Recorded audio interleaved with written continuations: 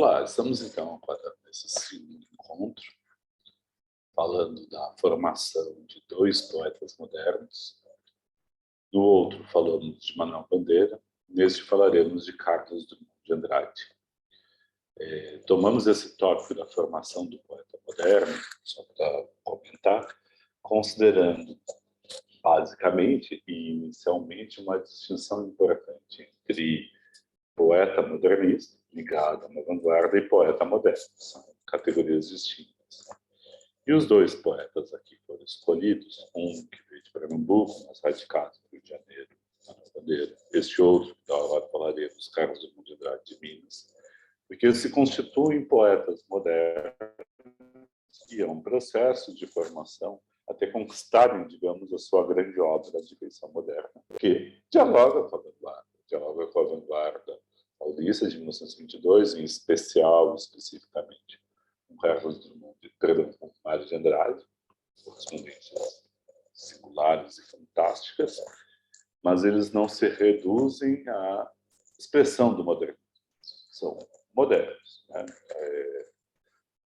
Derivam, inclusive, de boas, produtivas leituras de Baudelaire para diante.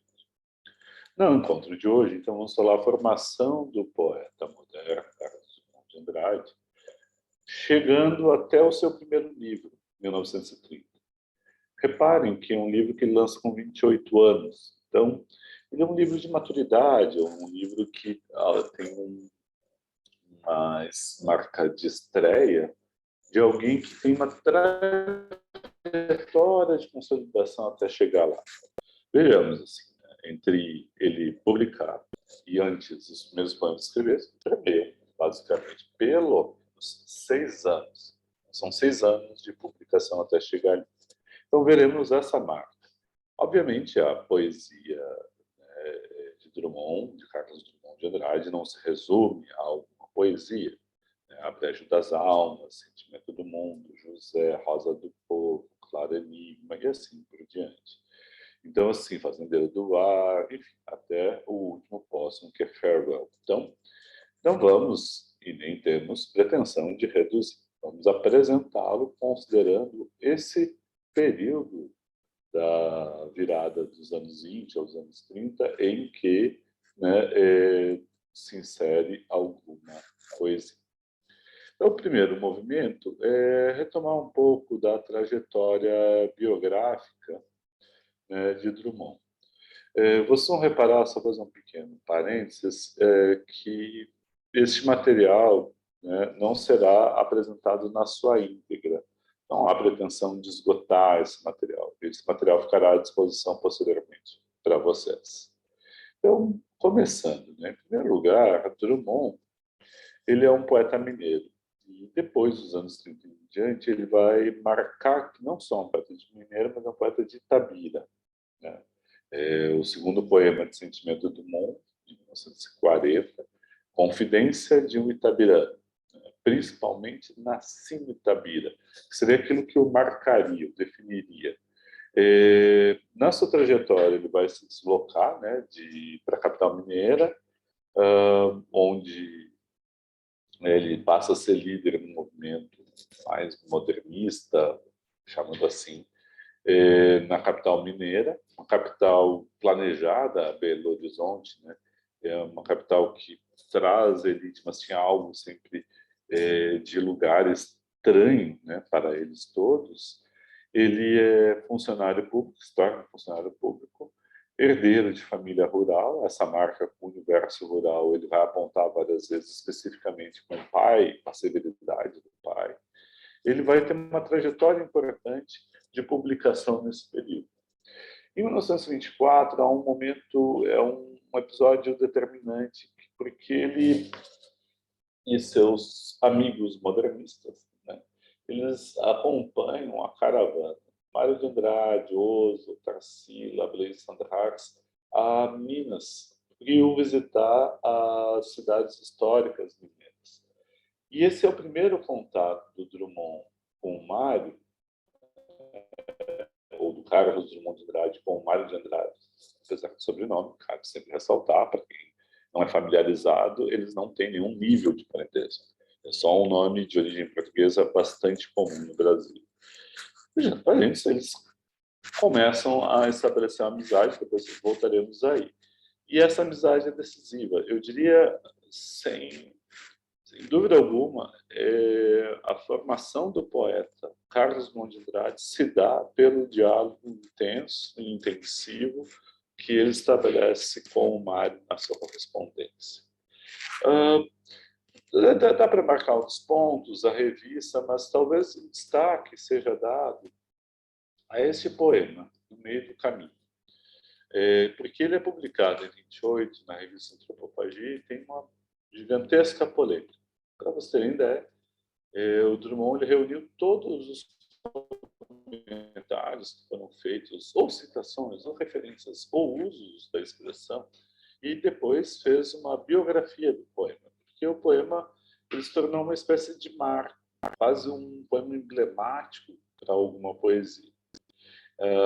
No meio do caminho tinha uma pedra no meio do caminho. Assim vai o poema, e desde, só para destacar um pequeno aspecto, desde o uso do verbo ter, no sentido, né, de haver. E isso gerou uma polêmica tremenda, porque seria um uso inadequado da língua, e que não faria jus, enfim.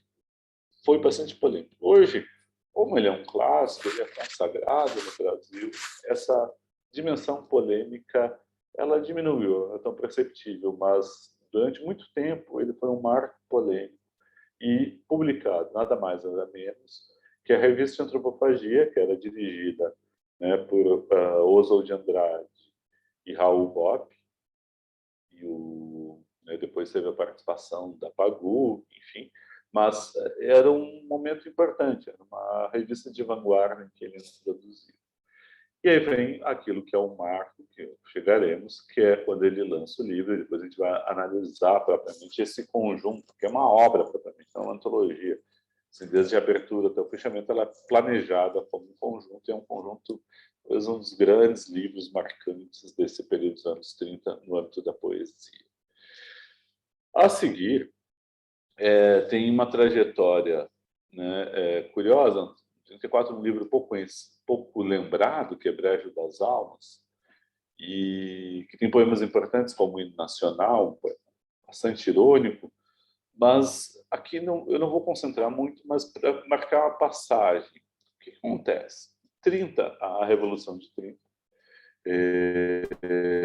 Getúlio assume o poder, e em 34, o que era ministro da Educação, dos Campos, ele vai ao Ministério da Justiça, fazer a nova Constituição Brasileira, ditatorial, e o Drummond é chamado, então, pelo novo ministro da Educação, Gustavo Capanema, para ser seu assessor.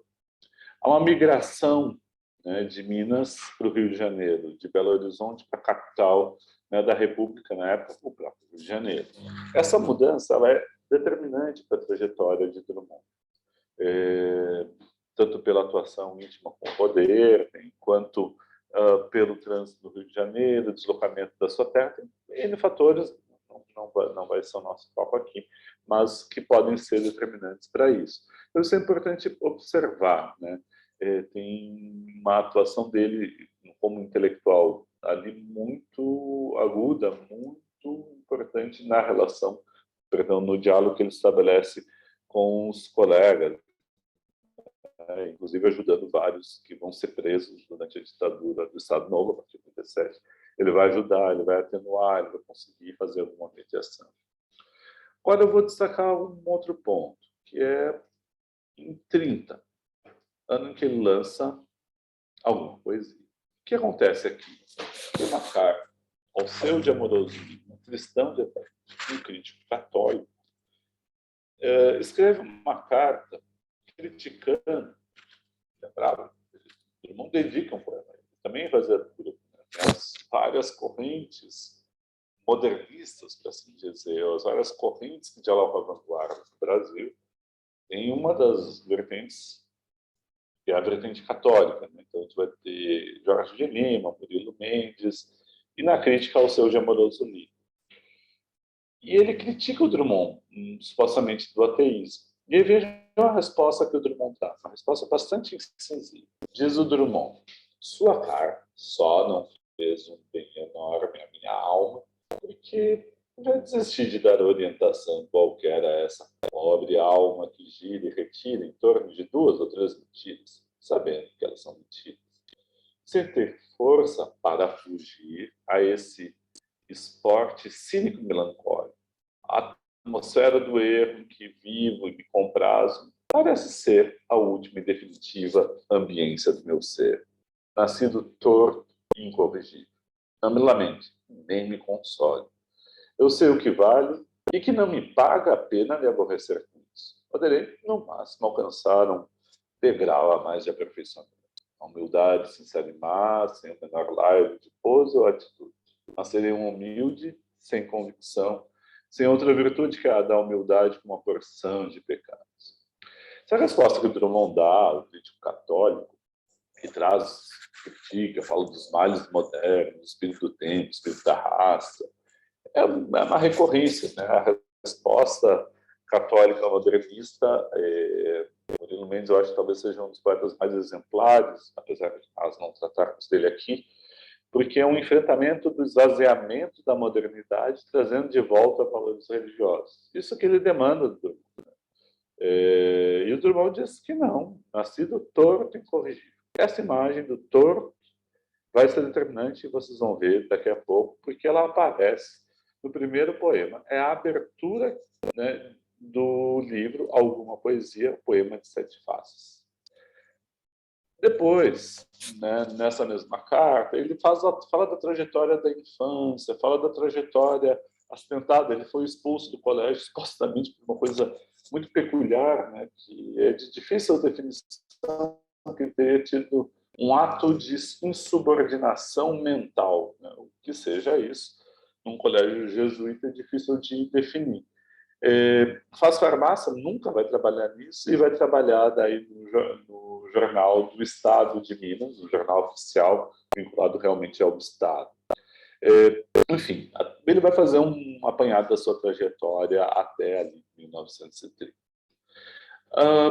Como vimos, né, no outro encontro do Manuel Bandeira, a gente está falando de lírica moderna. Então, é importante sempre lembrar, né, de que a lírica traz o movimento de uma libertação do sujeito, não do sentimento que traz, mas no próprio sentimento. Parece meio abstruso, meio fechado, meio hermético, mas basicamente a pessoa mostra aquele sentimento, expressa o sentimento forma, na linguagem poética, dando forma ao sentimento, para poder controlá-lo, para poder compreendê-lo, para poder lidar com ele. Então, ele não se submete mais a uma paixão, mas ele consegue lidar com essa paixão. Então, essa palavra poética, a palavra subjetiva, lírica, que ganha forma na poesia, ela era vista a partir de uma dimensão de unidade. A unidade do sujeito, que se expressa na própria palavra, a unidade entre a palavra e o som, a imagem, a unidade entre a poema, a unidade. Sempre uma ideia de aproximação, de integração. Na lírica moderna isso se explode, isso se desfaz. Essa distinção entre lírica, entre um gênero lírico, narrativo, se desfaz também. Essas fronteiras, esses limiares entre os gêneros, eles já não são mais dados, eles se embrulham, digamos assim. O limite entre as formas se borra. Então, tem várias tentativas de lidar, explicar a lírica moderna, que podem ser complementares, inclusive. Por exemplo, a gente viu muito no Bandeira, mistura entre o alto e o baixo. A pessoa fala da melancolia, um tema alto, da condição humana, mas vai falar de uma forma baixa. Ele vai falar com palavras do cotidiano, palavras prosaicas, palavras que supostamente não seriam poéticas. Ou tentam falar pelas categorias negativas. O feio, o obscuro, o fragmentário, o dissonante, passam a ser componentes da lírica não como elementos de depreciação, mas de caracterização do que é fazer poesia, e assim por diante. Então, pensar a lírica moderna é pensar o Drummond. O Drummond é um poeta moderno.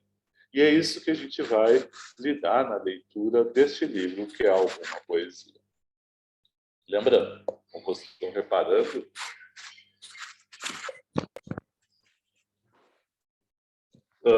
perdão, voltando, e não parei a gravação, devia ter parado, mas enfim.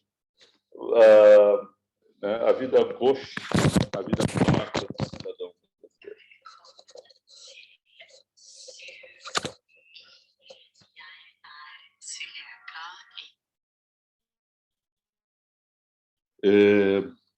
Enfim, voltando para alguma poesia, esse poema de realização dessa trajetória moderna do Drummond, a gente vai concentrar para ver ele como uma expressão de realmente poesia moderna. Em primeiro lugar, uma seleção, ele monta, né, são 49 poemas de tempos diferentes, então ele vai organizar isso num conjunto que tem uma sequência. Já destaco desde então aqui a questão, como vocês estão vendo aqui, da abertura, poema de 7 faces, fechamento, poema da purificação, que dá um conjunto. O poema 7 faces, um eu fragmentário, descontínuo, o poema da purificação, em que deixa de lado o anjo gauche, e o poema da purificação, o anjo bom mata o anjo mau. Então tem uma espécie de conjunto que é articulado em várias dimensões, né? Sequência. Mais adiante podemos falar disso. Mas nesse momento, o que interessa é falar um pouco dessa trajetória. Começar pelo título, que é um título bastante modesto, né? Alguma poesia. Tem alguma poesia, um pouco de poesia. Não qualifica, não caracteriza o tema, né? Como vimos como libertinagem, ritmo dissoluto de Manuel Bandeira, o remate de Males, de Mário de Andrade, né? Então, isso diz que é um conjunto, tem alguma poesia reunida nesses poemas que são do livro. Agora, tem algo de trajetória até chegar a isso. O título não era dado. O primeiro título pensado por Drummond era Minha Terra Tem Palmeiras, que é o primeiro verso da Canção do Exílio, de Gonçalves Dias, um dos poemas emblemáticos do romantismo brasileiro. Minha terra tem palmeiras, onde canto sabiás, aves que gorjeiam como tá. Um crítico, grande crítico brasileiro, já falecido, José Guilherme Belchior, dizia que o poema de Gonçalves Dias era o poema do lá, porque Gonçalves Dias idealizava, desde Coimbra, que ele qualifica como lugar do exílio, desde Coimbra ele olhava para o Brasil e dizia lá, minha terra tem mais estrelas, mais bosque, mais vida, mais amores. Não é uma descrição, é uma representação subjetiva da terra em que ele deseja estar. Era esse o título do poema de Drummond, Minha Terra Tem Palmeiras. Que veremos daqui a pouquinho, ele marca uma tensão que constitui o diálogo de Drummond com Mário de Andrade. Esse diálogo está marcado aqui.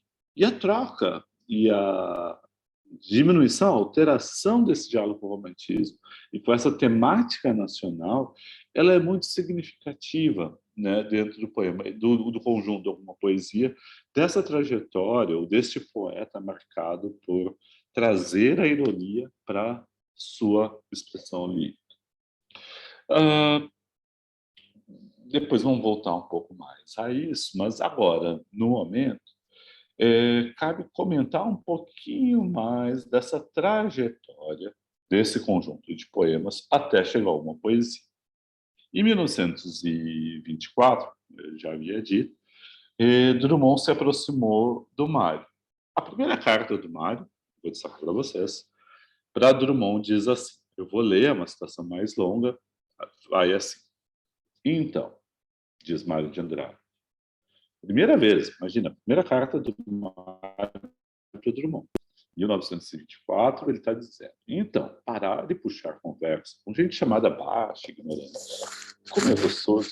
Fique sabendo de uma coisa, se ainda não sabe.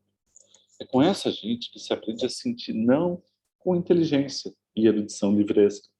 Eles é que conservam o espírito religioso da vida e fazem tudo sublimemente num ritual esclarecido de religião. Eu conto, no meu carnaval carioca, um fato que assisti em plena Avenida Rio Branco, uns negros dançando samba. Mas havia uma negra moça que dançava melhor que os outros. Os jeitos eram os mesmos. Mesma habilidade, mesma sensualidade, mas ela era melhor. Só porque os outros faziam aquilo um pouco decorado, maquinizado, olhando o povo em volta deles, no automóvel que passava. Ela não. Estava com religião. Não olhava para lado nenhum. Vivia a dança. E era sublime.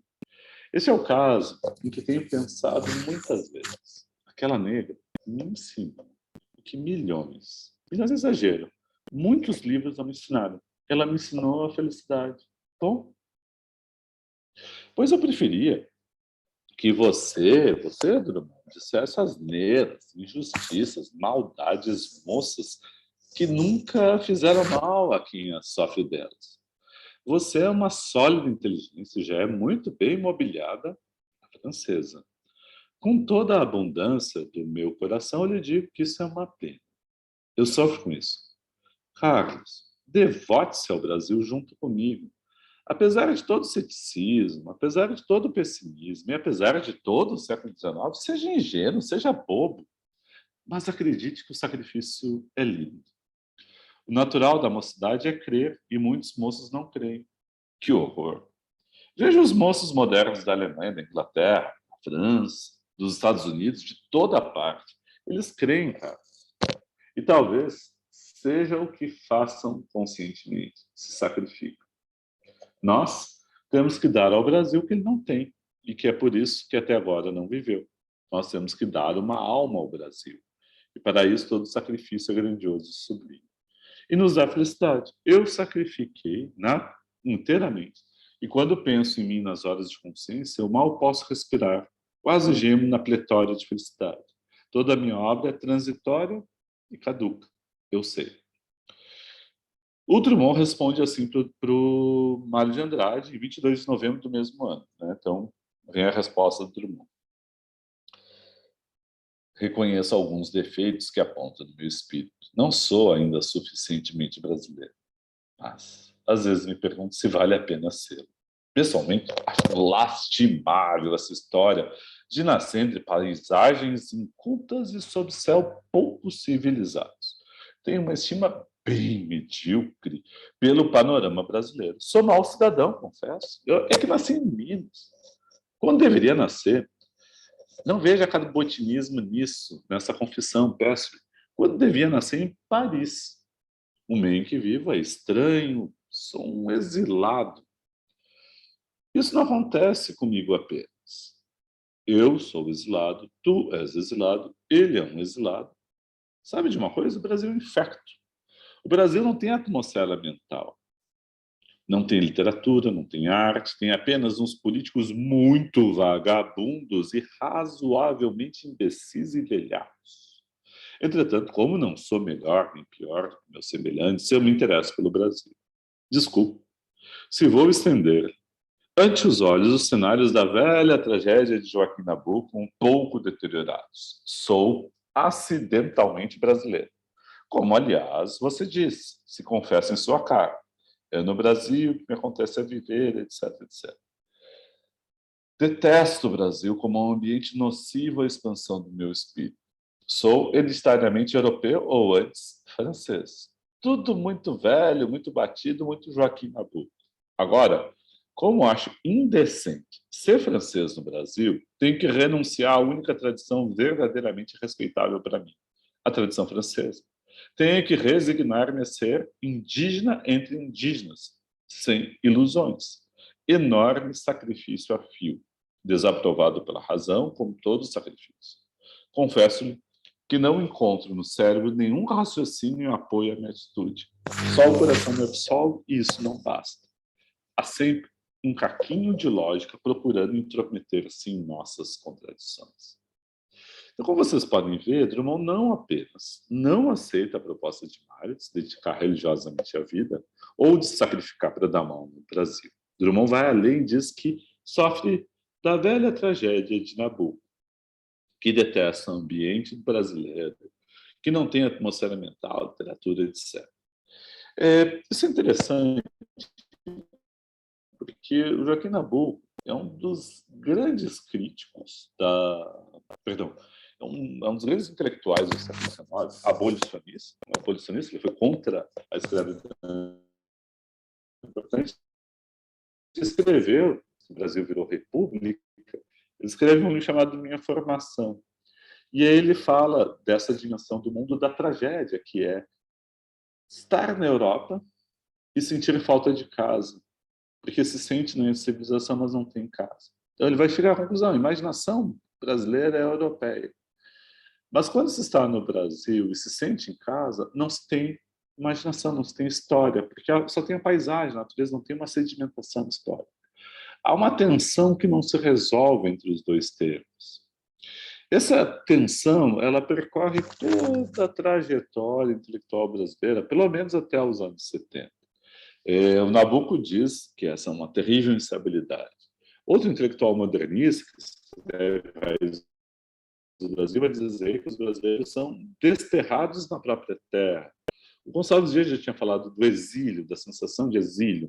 O Paulo Emílio de Sales Gomes, um crítico do cinema, grande crítico do cinema, ele dizia do dilema brasileiro entre não ser e ser outro. Não ser, que não tem história própria, e ser outro, para tentar ser europeu ou norte-americano, o que quer que seja. Em outros termos, o que o Drummond está nos apresentando, nessa terrível instabilidade, é um problema recorrente, é um problema constitutivo brasileiro, que o Mário debate também. Só que o Mário ele vai para a solução de inventar um Brasil a partir do aprendizado com a cultura popular. O exemplo é o carnaval, o exemplo é a música popular dançada sem a intenção de ser espetáculo. Dança de olhos fechados, sem olhar para ninguém, porque há o prazer estético de se vincular a isso. Então, são dois caminhos diferentes, com um diálogo importante. A questão não é torná-los iguais, Mário e Drummond, mas é ver o diálogo. Não é dizer que um é melhor que pior que o outro. São dois luminares importantes da modernidade, nos anos 20, para pensar a literatura e a cultura brasileira.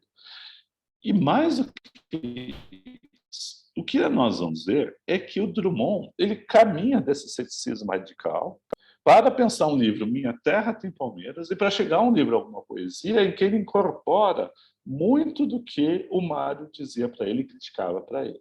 Algumas coisas não, outras não, mas ele incorpora. Então, o livro é fruto dessa tensão e principalmente desse diálogo. De certo modo, uma espécie de formação ou superação desse impasse em que se colocava Drummond de 24 e no livro de 1930. Vale ainda dizer que nesse diálogo a gente poderia falar, né, nessa trajetória, destaco aqui, uma espécie de conversão, entre aspas, ao modernismo, ou a muitas das teses do Mário. Mas dá para falar um outro termo, que é a conquista de um nome e a conquista da autoria. Ter nome. Agora, uma pausa. Drummond escreveu um livro, 25 poemas tristes, que nunca foi publicado. E havia sido perdido e foi republicado recentemente. São 25 poemas que o Mário de Andrade leu e disse: isso aqui é impublicado, isso aqui é ruim. O Mário recomendou que ele publicasse aquilo que estava em Minha Terra Tem Palmeiras e que veio a ser alguma poesia. Ou seja, o diálogo é constitutivo. Pois foram encontrados os 25 poemas tristes e publicados. Na introdução, para volta aqui, diz, aqui citado, Antônio Carlos Sequin diz assim: as incertezas drummondianas, no alvorecer do segundo decênio do século passado, começavam por seu próprio nome. Como assinar-se literariamente falando? Se descartarmos seus mais de 50 pseudônimos, onde pontifica Antônio Crispim, deparamos-nos na colaboração de jornais com C. Drummond de Andrade, CDA em C. Drummond de Andrade, CDA, só as iniciais, C. Drummond, até chegar a Carlos Drummond, que prevalecerá até 1925.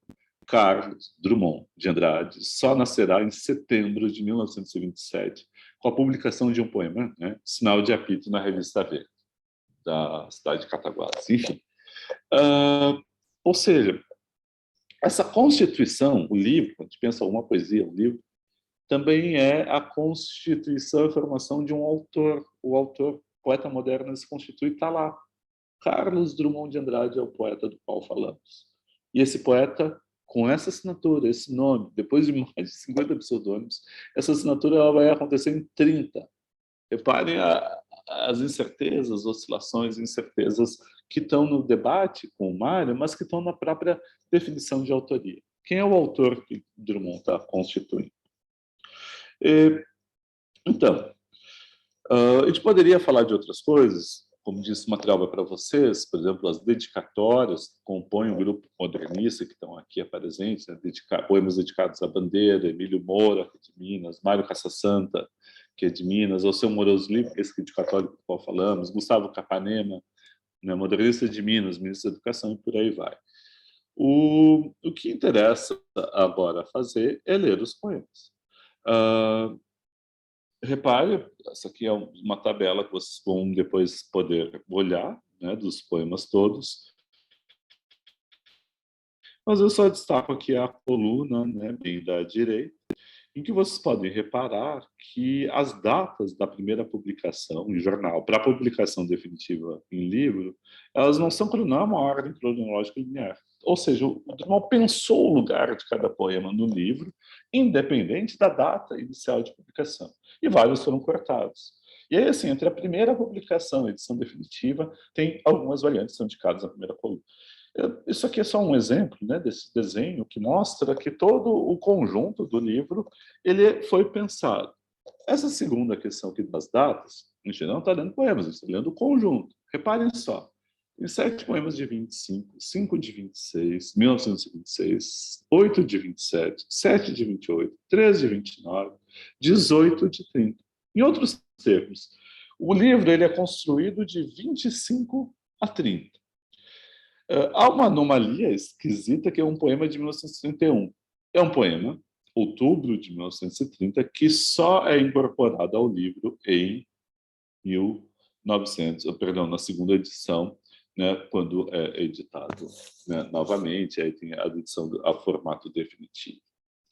Pois agora vamos a alguns exemplos, poucos exemplos, para não nos alongarmos nesse encontro e depois vocês podem fazer a leitura. O primeiro poema incontornavelmente é o primeiro poema. É o primeiro poema a ser lido, pensando Drummond, trajetória, jornais, revistas, contribuições, né, que ele dá lá, é uma coisa. É pensar a formação, a continuidade que vem nesse embate naquilo que são os periódicos, a imprensa. O Drummond, em livro, esse autor, como diz o Antônio Carlos Sequim, Carlos Drummond de Andrade, ele se abre com o livro, alguma poesia, e no primeiro no primeiro poema do livro, nós temos um livro dedicado a Mário de Andrade. Sempre é bom lembrar que esse poema produto ali. Temos o poema de 7 faces. Eu vou ler tentando dar o devido tom, interpretar o devido tom da variante das 7 faces, 7 estrofes. Quando nasci, um anjo torto, desses que vivem à sombra, disse: vai, Carlos, ser gosto na vida. As casas espiam os homens que correm atrás de mulheres. À tarde, talvez fosse azul, não houvesse tantos desejos. O bonde passa cheio de pernas. Pernas brancas, pretas, amarelas. Para que tanta perna, meu Deus? Pergunta meu coração. Porém, meus olhos não perguntam nada. O homem, atrás do bigode, é sério, simples, forte. Quase não conversa. Tem poucos, raros amigos, o homem atrás dos óculos e do bigode.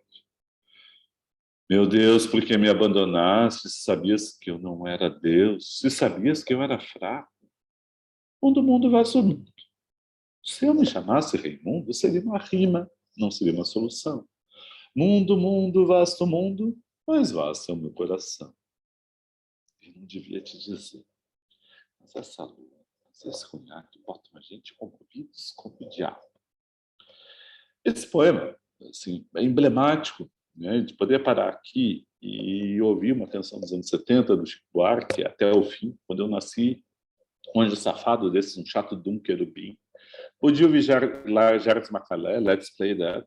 Né? Quando eu nasci, um anjo louco, solto. A gente podia ler outra mineira, né, como Drummond, Adélia Prado, retomando a abertura do seu primeiro livro, com licença poética, quando nasci um anjo espelho.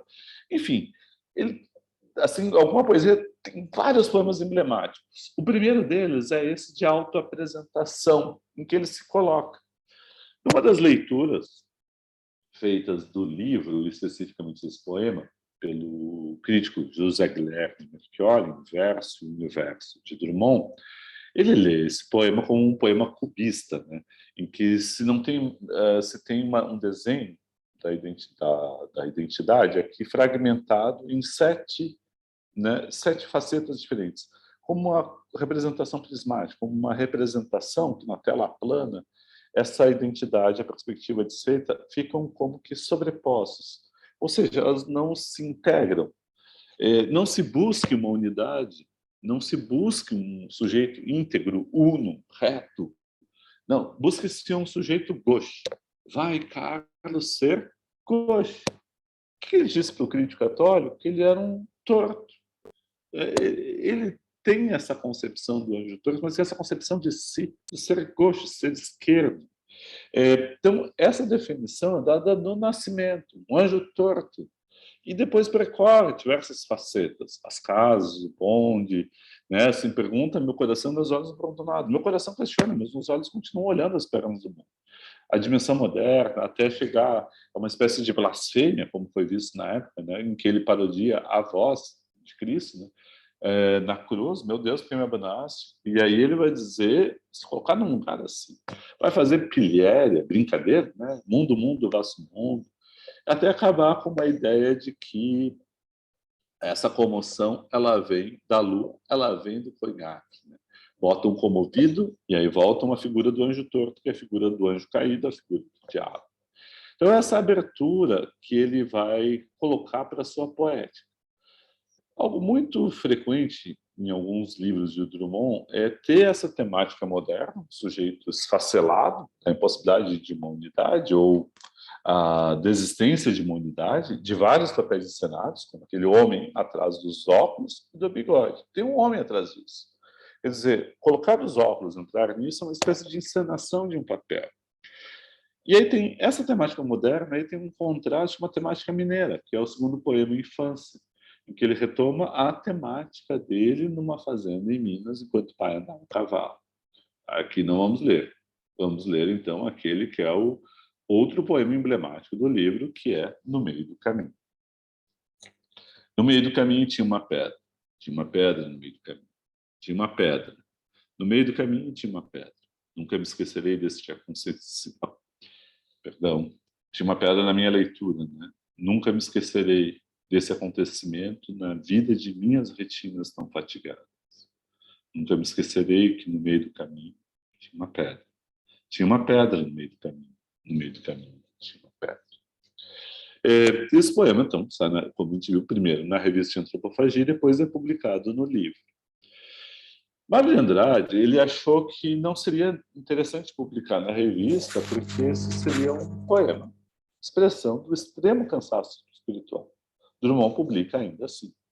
E aí, como contei para vocês, esse poema ele vai fazer uma biografia pela diversa e recepção, variedade da recepção e também pela crítica que recebeu. O que acontece nesse poema? Esse é um poema da interrupção. Né? Abstratamente falando, é o poema da interrupção. Nunca, no meio do caminho, tinha uma pedra. Então, no meio de uma trajetória, faceta alegórica, tem algo que interrompe.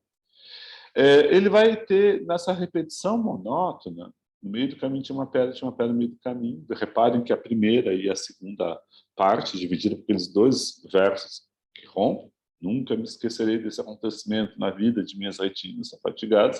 Vocês reparem que aqui a gente está lidando com uma monotonia, ele é monótono. E aí a questão só da pedra como interrupção. Como se esse fosse um grande acontecimento, de olhar para baixo e ver uma pedra. Mas não é caracterizado mais nada. Esse poema ele retoma a abertura, né, um dos grandes poemas da literatura ocidental, da comédia, né, em que Dante, nel messo del caminho, né, depois pode retomar um poema local, um soneto bilaquiano, nel messo del caminho. Chegasse, vinha fatigado e triste, eu vim. Então, enfim, ele está dialogando com essa tradição, mas a gente não tem mais aquela trajetória de formação do Dante, que, né, a pedido de Beatriz, vai receber, né, o Virgílio vai acolhê-lo e vai encaminhar toda a trajetória pelos círculos infernais, pelo purgatório, depois Virgílio abandona, Beatriz segue, e ele vai para o paraíso. Ou seja, não tem essa trajetória colocada. Não tem um poema de amor, de desencanto do Bilac, é outra coisa. Então, aqui parece que tem um esvaziamento. No entanto, essa temática da pedra percorre a obra deste mineiro de um terreno e de uma região tão pedregosa como Itabira. Por exemplo, depois de 1945, 1949, quando ele reúne seus poemas, ele lança uma seção que é Novos Poemas. O primeiro poema desses novos poemas, 49, é Enigma, em que ele, de certo modo, ele faz o mesmo poema no meio do caminho, pelo outro ponto de vista, dizendo é como se fosse uma espécie de etiologia, uma história da origem das pedras. Vinham as pedras caminhando quando encontraram uma criatura indecifrável. Assentaram a decifrá-la, paralisaram-se, petrificaram, ficaram pedra. Então, assim, é uma temática recorrente que marcou o próprio Drummond como autor. Dá exemplo, um poema dele, de Claro Enigma, em 1951, ele tem um poema chamado Legado, e ele diz que o que ficará é que no meio do caminho havia uma pedra. Tem uma sutileza, que é a alteração do verbo. No meio do caminho tinha uma pedra, passa a ser no meio do caminho havia uma pedra, que é o problema desse uso verbal que eu havia comentado antes. Há outros poemas, Cidadezinha Qualquer, Quadrilha, Sobrevivente, né?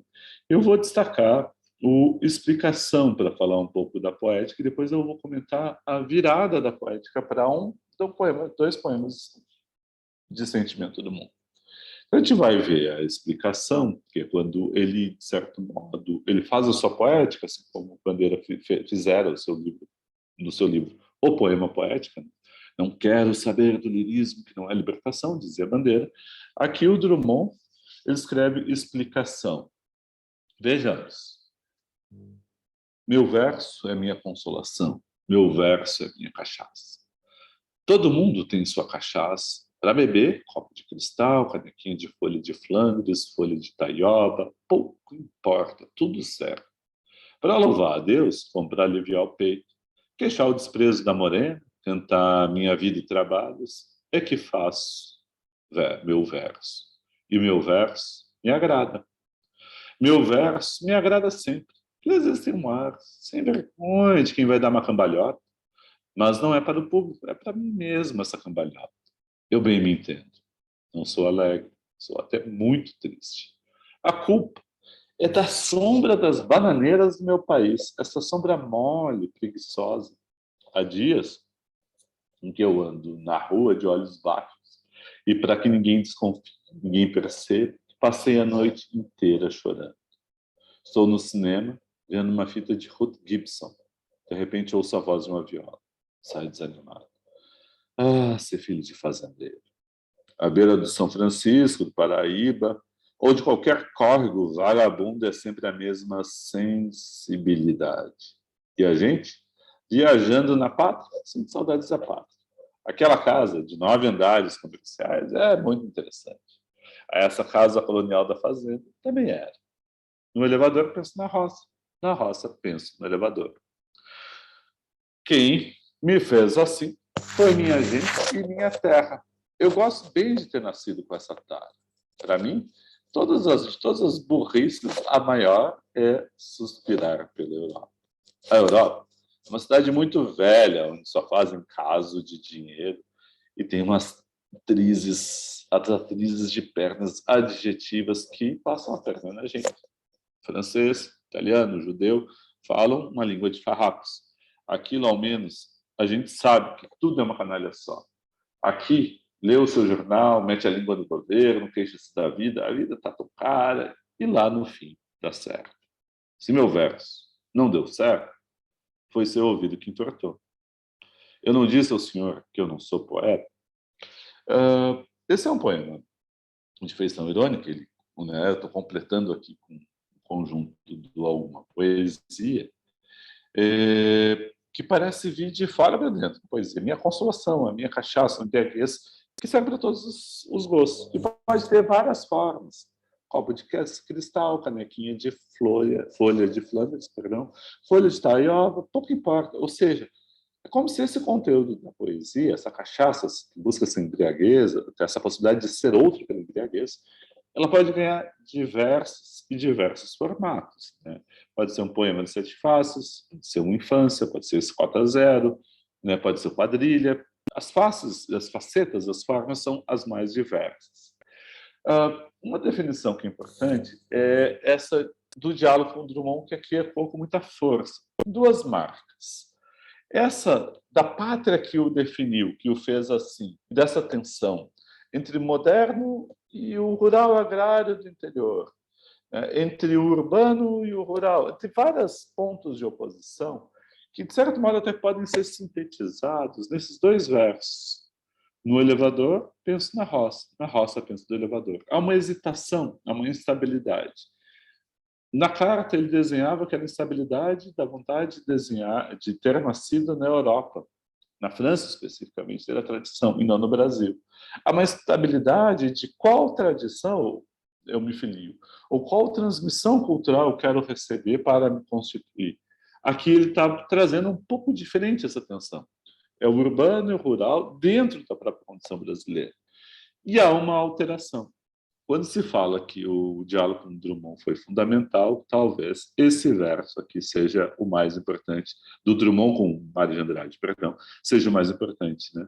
Para mim, de todas as burrices, a maior é suspirar pela Europa. Em outros termos, ele veio de uma burrice até se constituir como autor de alguma poesia. Para contrastar, que esse é o livro inicial, ele não ficou aí, vocês vão depois poder ler alguns poemas de Sentimento do Mundo, quando receberem o material. Daqui eu vou pegar só um poema, e só um do Sentimento do Mundo, para caracterizar esse livro. Esse livro é importante, de 1940, que ele é publicado já quando a Primeira Grande Guerra, né? A Segunda Grande Guerra, perdão, está no auge e numa situação de instabilidade, não se sabia para onde ia, não se tinha nenhuma diretriz quanto a isso. Já havia acontecido, né, a Guerra Civil Espanhola. Os movimentos brasileiros de tensionamento foram tremendos também. Tinha um governo autoritário, não necessariamente fascista, mas autoritário, dentro do qual Drummond estava, com muita inquietude. Isso é um poema chamado Mãos Sujas, que se dialoga com isso diretamente. E há algo importante, é o momento da publicação, são 6 anos depois da ida dele de Belo Horizonte para a capital da República, Rio de Janeiro. De uma posição vinculada ao governo de Minas para ficar ao governo brasileiro.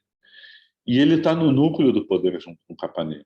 Assim, tem muitas coisas importantes que o Drummond fez, inclusive na consolidação, né, da arte moderna, mas outros projetos, né, o Instituto Patrimônio Histórico Brasileiro, a preservação, a alteração, né, da matriz curricular para pensar a constituição da escola pública, vários projetos que não veio ao caso aqui. Para voltar para a poesia, há algo novo, que é o sentimento do mundo. Ele tem apenas 2 mãos e o sentimento do mundo. É uma percepção de que o mundo é muito maior do que ele conseguiria abarcar com a sua subjetividade. E eu vou aí, então, encerrar só com a leitura de um trecho deste poema, que é Mundo Grande. Não, meu coração não é maior do que o mundo, é muito menor. Nele não cabem nem as minhas dores. Por isso gosto tanto de me contar, por isso me dispo, por isso me grito, por isso frequento os jornais, me exponho cruelmente nas livrarias. Preciso de todos. Sim, meu coração é muito pequeno. Só agora vejo que não cabem nele os homens. Os homens estão cá fora, estão na rua. A rua é enorme, muito maior do que eu esperava. Mas também a rua não cabe todos os homens. A rua é menor que o mundo.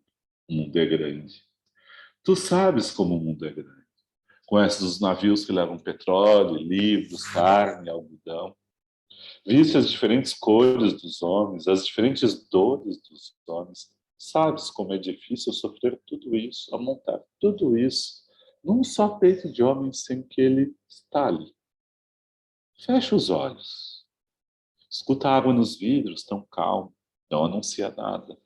Entretanto, escorre nas mãos, tão calma, vai inundando tudo. Renascerão as cidades submersas. Os homens submersos voltarão, meu coração não sabe. Estúpido, ridículo e frágil é meu coração.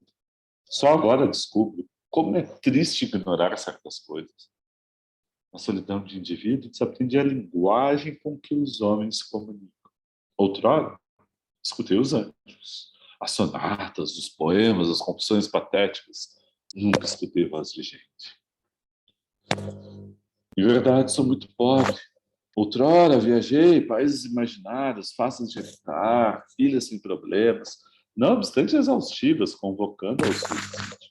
Meus amigos foram às ilhas. Ilhas perdem o homem. Entretanto, alguns se salvaram e trouxeram a notícia de que o mundo, o grande mundo, está crescendo todos os dias, entre o fogo e o amor. Então, meu coração também pode crescer.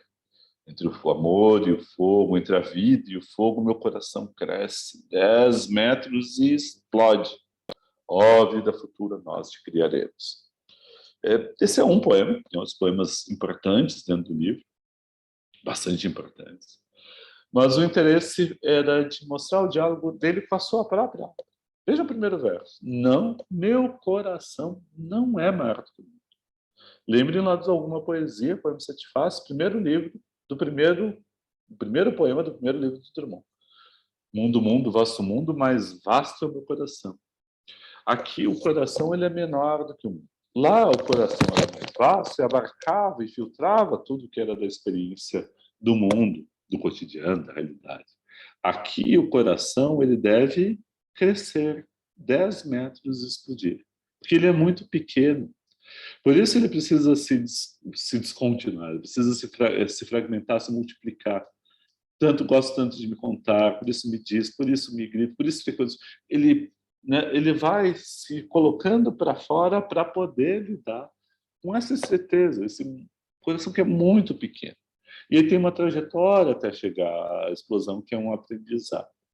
Enfim, então a gente fecha com esse poema, a gente vê a constituição do poeta moderno, né, em bandeira foi de Cinza das Horas, Carnaval, Ritmo Absoluto até Libertinagem. De Drummond, a gente pode partir de alguma poesia até Sentimento do Mundo.